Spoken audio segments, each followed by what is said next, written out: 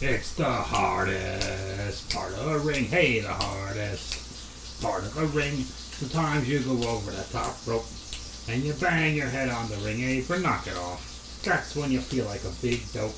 They're the worst bumps you can be taking. Oh, it's the hardest part of the ring. Hey, the hardest part of the ring. You got the guy in an abdominal stretch and you grab the rope for extra leverage. And you get a concussion from the angry rush, and you get paid with a diet salt beverage on the hardest part of the ring. Hey, the hardest part of the ring. Now double claps. Clap, clap, clap, clap, clap, clap, clap, clap, clap, clap, clap. The hardest part of the ring. The hardest part of the ring. Ba-da-ba-da. Whoa, yay. What is going on, Bob Squad? If you can hear the pop and the sizzle in the background, that's because I'm frying a piece of chicken for a chicken sandwich for my dinner, and I'm hungry. I want to get this done at the same time. So while we talk about the opening of the Raw WWE April 18th, Monday, Hulu edition, not limited enough commercial interruption. Before we do that, I'm going to pick up my laptop, which is portable. It's a computing device, and we're taking a journey right now into my kitchen. And I'm going to make this piece of chicken while I talk to you guys, okay? So let me find a safe place to put my computing device right there. Okay, so I'm going to talk a little louder while I flip the chicken. Okay. I got my spatula. And the show opened with former 5-time WWE champion Hulk Hogan. Hold on. Okay. And Hulk Hogan, he body slammed, let me check my notes. He body slammed Andre the Giant, the 8th wonder of the world. How about that? How about that? Okay, well that's doing its thing. So, the opening segment, I'm going to go right into the rest here because I'm clearly distracted. The opening segment, Seth Rollins is in Buffalo, New York, and so is everybody else. That would be weird if only Seth was there. Why would you go to Buffalo? I don't know. But Seth Rollins is in Buffalo, New York. It's in the very upstate part of New York. It's much closer to Canada than it is to New York City or anything else in America, for that matter. So it's very cold. And Seth Rollins is in a funny suit. And he's talking about Cody Rhodes. And he invites Cody Rhodes to come out here. And once again, for the fourth week in a row, Cody's great. He's wearing a nice suit while Seth is wearing a silly suit. So we know to take the babyface seriously and that the heel is being kind of a jack-off. And Cody is well-spoken. And is he a little bit more dramatic? Fine, yes. But Cody does something wonderful. Yeah, does he ham it up and soak it in for way too long? Probably on paper, but with The Miz last week and Seth Rollins this week, Cody made it, or whatever powers that be, I don't really know, have made it so that when Seth does that, he's not doing it just to say, cheer me, because then he's not really being much of a babyface after a while. He's really doing it because we've established that doing that annoys the heels. Last week, Cody would do it extra because we established that it pisses off Miz. This week he did the same thing as Seth Rollins. And I thought that was great. So we're not getting sick of Cody and being like, oh, we don't want to cheer this guy anymore. You know, he's hamming it up. His entrance is a little too theatric. And let me get some water here to stay hydrated, prevents fatigue and headaches. Hold on. Oh. That is good water. So Cody's doing all this, and it's absolutely wonderful. And Seth Rollins decides, he says, hey, since you surprised me at WrestleMania, that's the only way you beat me. How about tonight you wrestle an opponent of my choosing? And this is subtle, but it's a great detail. Cody says, you all know I'm going to accept. But Cody makes it clear through his tone and his inflection and his words that he knows this is probably a trap. Okay, he's not an idiot. But he is going to accept the fight because he doesn't back down. He's a good babyface. So our babyface isn't dumb. And there's a couple of instances tonight on this show. Actually, really two. Again, it's Cody and AJ. Big surprise. who and Bianca too, actually. So three, yeah. Three baby faces on this show who weren't morons. So it's easier to keep on cheering them. And it was really wonderful. So Cody's doing great, and it's a new face on the show. And he's being treated like a serious baby face, not an idiot. I love Big E. I love Big E to death. He's the greatest. He's one of my favorites. But when he was the champion, the week after he won the championship, they started treating him like a moron. So you gotta be careful, because somebody like Big E is gonna joke. That character's gonna joke around anyway. But we were joking around way too much at Big E, joking around like, I'm the champion, whatever, and not joking around in the sense that let me joke around at the heel's expense. So that was great. Let me check on my chicken. Actually, I'm gonna pause this. What am I doing? This is silly. Hang on. Let me pause this and eat my whole actual dinner, and then we will return starting shortly. It'll be a second to you, but it'll be like a good 20 minutes for me. Okay, hang on. And we are back. Man, I hope we're recording this still. Thanks for waiting that split second while I gobbled up that chicken sandwich. And just a reminder before we continue on talking about the first segment, Bob Squad, I grab my notes. Today's episode of Hardest Part of the Ring is brought to you by Diet Wild Cherry Pepsi. Diet Wild Cherry Pepsi tastes just like regular Wild Cherry Pepsi. Same great Wild Cherry Pepsi taste. But right now, what you can do is go to pepsi.com/cherry, enter the promo code Hardest Part of the Ring, nothing happens. Because the promo code's too long, and they have nothing to do with me. Okie dokie, what are we talking about? We do the women's tag team match. Naomi and Sasha Banks defended the tag team championships against Rhea Ripley and Liv Morgan, who've been almost breaking up for 3 weeks. And, I don't know what to make of this one. I couldn't tell if this is one of those gimmicks where they're like, Liv was a step behind the entire time, so I don't know where they just kind of making mistakes on purpose, or was Liv just behind and the announcers covered for it really well. There was one move in particular. Liv Morgan was a few seconds too late. She was supposed to jump off the rope and follow Naomi's head down for like a bulldog type maneuver, while Naomi, I think, was on Rhea's shoulders, and that bump happened a lot longer before Liv made any contact. So the announcers, Jimmy Smith, covered it really fast. But then again, I don't know if they were doing this on purpose, just to say, hey, Liv's a step behind. The announcers kept saying these two haven't been teaming together for very long. So I'm not sure if that's what they were going for, but it was ugly. If that's what they were going for, they achieved it. This match was a vehicle to get to the aftermath. The match itself, you have two teams, there's really no one to boo, no one to cheer for. There's everyone to cheer for and no one to boo. There's two babyface teams, more or less. So it was kind of difficult. It was really just get there to where we got to get. They ended up giving Rhea having Rhea Ripley take the pinfall, which surprised me, but probably more helpful than anything else.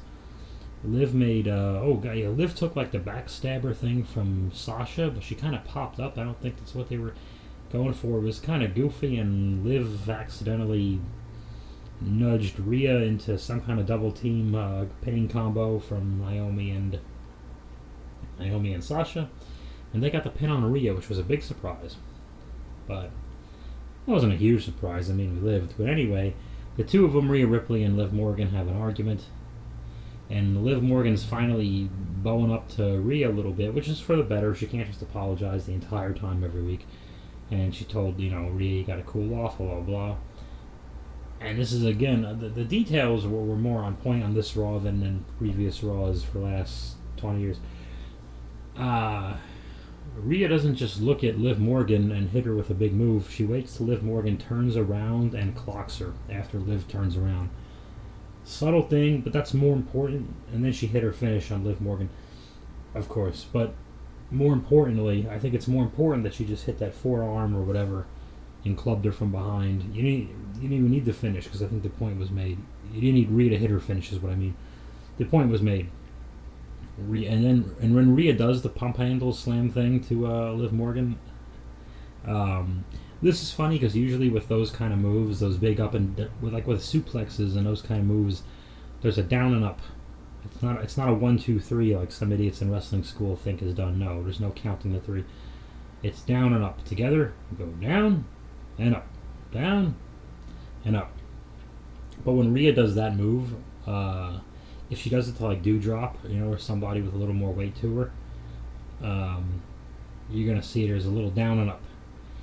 Rhea does it to Liv Morgan, there's just up. She did not have to wait for Liv to do the down and up little weight, not weight distribution. No, just pump. Take this, and it looked brutal.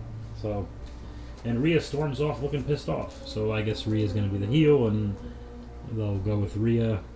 I guess inevitably to go with Bianca, but who knows? Backstage. Oh yeah, and when Rhea was hitting Liv Morgan, they did the shaky cam. You gotta do the shaky cam. Every time there's punches, the camera's got to shake in and out because Kevin Dunn sucks. He's the only one who thinks that looks good. Rhea Ripley is backstage again, and she talks to a blonde lady, and she says, "The blonde lady, I don't have to answer your questions," or no one gets an explanation, or something like that. And okie dokie. Sonya Deville is in the ring talking about last week how she basically has abused her power to give herself a title opportunity against Bianca Belair. And Sonya was, I'm gonna be negative Nancy here. I'm gonna be Debbie Downer. I'm gonna be a party pooper. Sonya was terrible here. She sounded really rehearsed, like word for word for word. It just sounded so fake. Like nobody. It's something I know was written for her, and you can tell that nobody talks like that and puts the initials WWE in between every other word that many times. Humans don't talk like that, but Sonya Deville and many others do. So Sonya does that and says title opportunity in WWE and blah blah blah blah blah blah, and says her thing, her interchangeable thing that if Nikki ASH was the evil authority figure who did this, if Dana Brooke did it, if Natalya or Shayna Baszler did it, you could give them all the exact same verbiage. It was nothing specific to Sonya Deville. It made nothing stand out about Sonya Deville. So it was useless. Bianca Belair comes to the ring, and when I put a frowny face next to Sonya Deville's name, I put a smiley face next to Bianca Belair's name. Because she does a little bit of the hair twirl, but no skipping, and she comes down to the ring, and she's business. She didn't sprint, pissed off and crazy.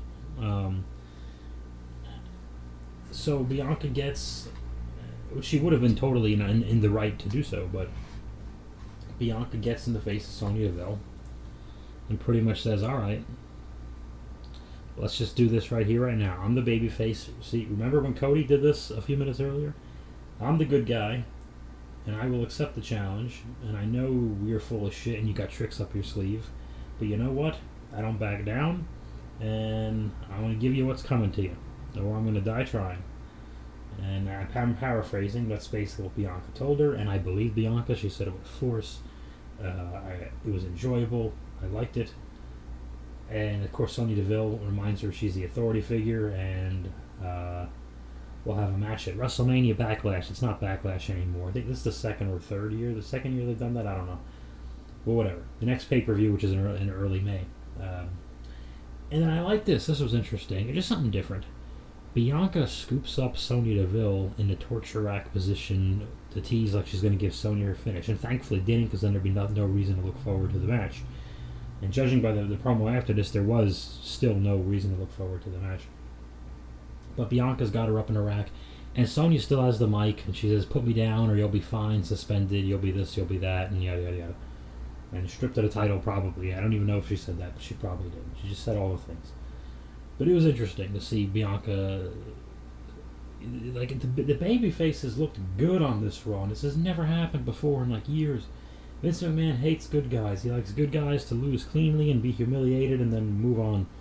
I don't know why they're not over. Yeah, I have no fucking idea either. So we go backstage, and this is related. Sonya Deville is yelling at Adam Pearce again. She's yelling at the guy who's, I don't know if he's supposed to be her boss, but he was the GM before her, and they're at least equals. But she's always yelling at him, of course, because it's society. So anyway, so she's yelling at him. Why isn't Bianca Belair fine? And this is my favorite part of this entire episode. Because this is when I get to be the smart ass I told you so. I was sitting there watching this. I was supposed to be working on my job. I'm sitting there watching this and I go, please, please, please, please, please, please. Instead of just saying we're severely punishing Bianca because it's a heel company and we want to make all the faces sad all the time. Yes, I know you have to put heat on the baby faces, but do we have to shit on their heads all day long, all the time? So anyway, I was saying please tell me that Bianca Belair did get fined and she had to pay like $1. And around the corner, Bianca Belair comes around, tells Adam Pearce, I'm here to pay my fine, and she hands him $1. I was so happy. I called it. I was so proud of myself. And just so happy they did it. Like, yes. Like, hey, now the heel can be pissed off because they don't get everything they want all the time. Because, yes, I know real life is sad, but does all of the TV show have to be sad? Remind you, it's a 3-hour show. Some of it has to be kind of happy because it's a 3-hour show. We can't be sad the whole time. There's a new dark and brooding The Batman out on HBO Max right now. I saw it in theaters, arguably the greatest film ever made. It's dark, brooding, darkest than dark Batman, and even that movie isn't sad for the whole goddamn 3 hours. But Raw is. Usually. This was very happy. So Sonya's pissed off that Bianca Belair only had to pay $1, and Adam Pearce said, basically, you're being investigated, Sonya, because your power abuse is crazy. That's perfect. That's good because in a real company, in a real situation, well, we wouldn't get this far into the situation, but a real company would go, hey, you totally can't do that. Everybody has a boss, except for one. But Sonya, you ain't it. We have a long, thick, blue-veined package about tag teams, RK Bro and Usos and Street Profits, and this leads to the Street Profits versus RKO. And they have a back and forth match, nothing to write home about one. Why would I bother my mother with this information as it is? And the Usos music plays out of nowhere. The Usos do not come out. RK Bro is distracted. The Profits win the match. Let me take a sip of wild cherry Diet Pepsi first.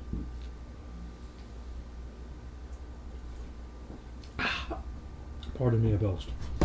That is some delicious Diet Wild Cherry Pepsi right there.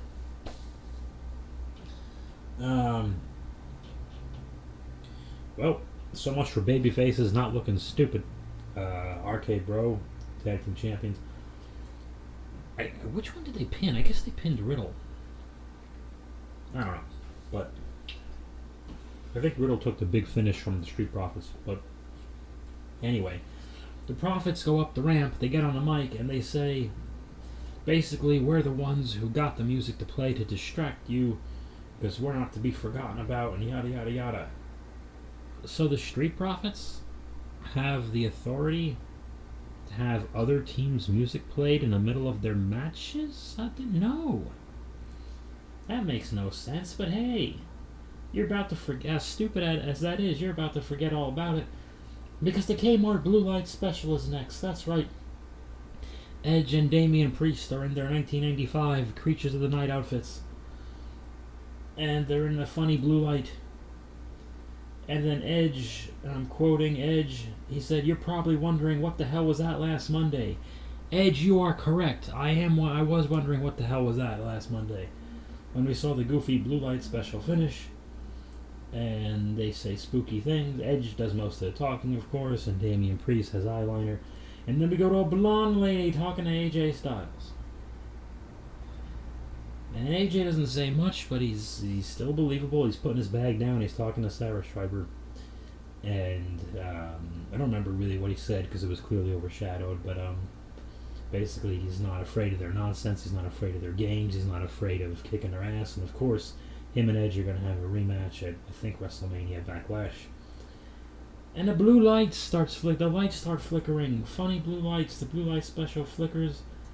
And Edge and Damian jump AJ Styles, but this tiny, tiny, perfect detail. And whoever thought of this detail, I wish I could just text them and say thank you. That was brilliant. I really do. Because AJ, really quickly, it's a split second, but it's so important. he taps Sarah on the shoulder, isn't shove her, but he's like get out of here, because he knows there's trouble and there's danger, and he's the babyface, he's a hero. He knows the thing is stupid. There's nothing he can do about it. But from the AJ Styles perspective, he's about to get attacked, and he knows it. So he's gonna get the woman out of danger, right? And it's really quick. He's like just get out of here or something like that. And they beat the tar out of him, and they slam his arm in a toy box or whatever the hell that thing was. I don't know. Okay, so that was that. Jack, want to say Austin Theory, just Theory now, wrestles Finn Balor. And he beats Finn Balor clean for the U.S. Championship. Theory is the new champion, and Vince McMahon comes out and he takes a selfie with Vince. Here's a theory. This result was spoiled. I did know by just accidentally seeing a Twitter pic, which is hard not to do. That Theory had won the thing from Finn, and last week I hate to be the guy, but yeah, we knew when they told us next week for the U.S. Championship. We're like, okay, Theory's clearly winning this. He was just in the main event doing stuff with Steve Austin at WrestleMania, and Finn Balor was doing nothing on the show. So of course, winning 100% squeaky clean in the middle. A little surprised, but not that surprised. But my theory: Finn Balor never chops people on Raw. But today he did. There's a theory for you. Do with that one what you will. Seth Rollins is talking to an Irish guy. The Irish guy wants to know who the mystery opponent will be for Cody. Seth Rollins laughs at him and says that would be stupid to tell you. It defeats the purpose. And Seth Rollins would be correct. There is a wedding which I fast forwarded through. I just went to the end. There's a lot of 24/7 nonsense. There's a dual wedding that is officiated by R-Truth. I am not kidding you. Dana Brooke, who is the 24/7, and this is the first time on Hulu in years that 24/7 stuff has made it. So I was very surprised to see this. Dana Brooke is marrying Reggie at the same time that Tamina is marrying Akira Tozawa. And after the double wedding kiss, Dana Brooke gets rolled up by the guy she just married because there's a truce, or an R-Truce, as R-Truth had called it, that you can't challenge people for the 24/7 championship during the ceremony. So as soon as it's over, Dana Brooke's new husband, I think, pins her for the championship. She gets pinned by Tamina, who gets pinned by Akira Tozawa, who I think got pinned by Dana Brooke. I don't recall. Dana ended up with the thing back, and Reggie and her celebrated up the ramp, even though Reggie stabbed her in the back and stole it from her a minute earlier. Did I recall that correctly, Mark? Is that what happened? I think that's what happened. But I went to the end. It was really nonsense. The only person really who looked to be, besides R-Truth, is always having a good time. Sasha Banks looked to be thrilled to be dressed up. She's on TV a second time this night, but she's dressed up. She knows she's in a stupid segment, but it's not her stupid segment, so it's not like she's getting any of this shit on her. And she was just having a great time with it, and that was nice to see. I like Sasha Banks, so she has no dog in this fight, so good for her. It was weird seeing like bigger stars, because her and Naomi was there too, and they're both the tag team champions. And Nikki A.S.A. and a lot of people nothing to do, they were all there. But it was weird seeing a bigger star in that goofy 24/7 segment, just there, and she's like, nah, screw it. And she didn't have any boo-boo face or anything like that. She looked more than thrilled to participate in this nonsense, and she's like, I'm just gonna rock it, because she really can't. But she can't do any wrong, and it can be the dumbest thing of the entire year, and she's not getting blamed for it. So she had a good time. Good for her. Cody Rhodes is a mystery opponent that Seth assigns to him. Is no surprise. The only guy Seth has been aligned with for several months, Kevin Owens. The two have a match. They have a very good match. Kevin Owens takes most of the offense here. Here's the aggressor. They're telling the story that, hey, Cody's surprised, and it's not so easy when you're surprised. And Kevin beats the tar out of him, but Cody fires up. and takes everything he has. And I like the finish. I bet a lot of, internet wrestling fans hate non-finish finishes, but sorry guys, you're wrong. Sometimes you need them. Sometimes you don't need them, but sometimes you need them. Kevin, he did everything he could to hit. He hit Cody with everything he could, and Cody just kept kicking out. Cody kept fighting. So he had to show the story. This babyface just doesn't give up. Not this babyface lost clean just because he got surprised. No, this babyface kept kicking out, even though he's clearly hurting, but he's not quitting. Simple. It works. It's working. But at one point, Kevin Owens is on the outside of the ring, and Seth Rollins is yelling at him. First he says fat ass, which is body shaming. I don't appreciate it. But he says, get your ass out. Get your ass back in the ring. You can't win, blah, blah, blah. And Owens says, you know what, screw you. This is your fight, not mine. You got a problem with him. I don't care. So Owens just leaves and gets counted out. Simple. But it's something Owens would do. Like when they had Owens just tap out right before Bobby put the Hurt Lock on a month or two ago. Like, it's part of his thing. He's competitive with everyone, but he's also kind of lazy. Like, yeah, screw you. So he leaves. And Cody, this is perfect too. Instead of baby faces being dumb and celebrating non-victories, like Luger in '93 over Yokozuna at the SummerSlam, as Brett liked to call it. He always put the in there, the SummerSlam.